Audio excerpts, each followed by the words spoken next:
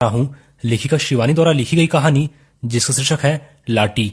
इस कहानी के मुख्य स्त्री पात्र 16 वर्ष की एक खूबसूरत लड़की बानो है, जो कि बाद में वह लाटी के नाम से जानी जाती है। इस कहानी में मध्यम वर्गीय समाज में पति के बिना अकेली रहने वाली पत्नी के जीवन की त्रासदी के बारे में बताया गया है।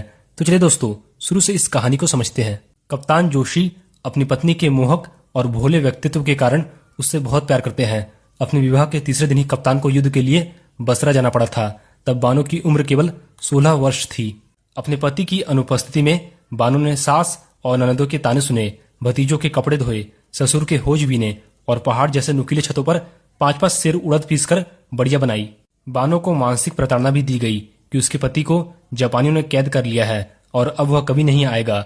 इसके बाद वह काम के अत्यधिक बोझ के कारण क्षय रोग से पीड़ित हो जाती है। जब 2 साल बाद कप्तान लौटकर घर आता है तो उसे पता चलता है कि घर वालों ने बानो को क्षय रोग होने पर गोठिया सैनिटोरियम में भर्ती कर दिया है।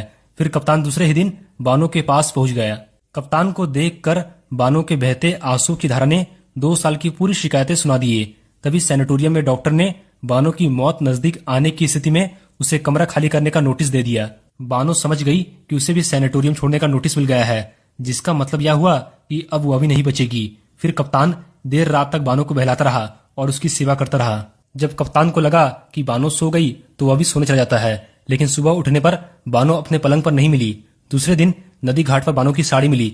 इसके बाद कप्तान को बानो नहीं मिली तो उसने सोचा कि बानो नदी में डूबकर मर गई।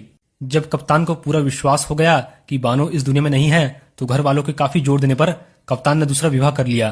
कप्तान की दूसरी पत्नी प्रभा से उसके 2 बेटे और एक बेटी है और अब कप्तान मेजर बन गया है।